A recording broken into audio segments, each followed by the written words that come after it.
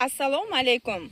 Ushbu loyiha O'zsanoat qurilish bank hamkorligida Qashqadaryo viloyati Kasbi tumani Jizza mahallasi 25-58 sonli konturda amalga oshirilmoqda.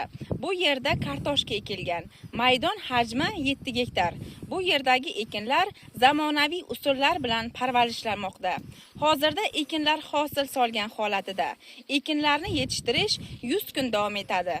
Yetishtirish jarayonida sug'oriladi, tabiiy va mineral o'g'itlar bilan oziqlantiriladi. Ushbu loyihaga 7 ta dehqon xo'jaliklari biriktirilgan.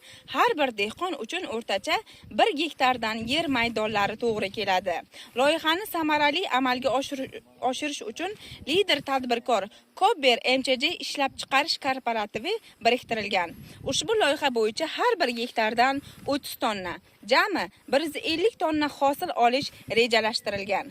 Mazkur ekin yig'ishtirib olingandan so'ng ikkinchi ekinga ham yuqori daromadli ekin turini ekish orqali yer egalarining daromadlari yanada oshirib boriladi.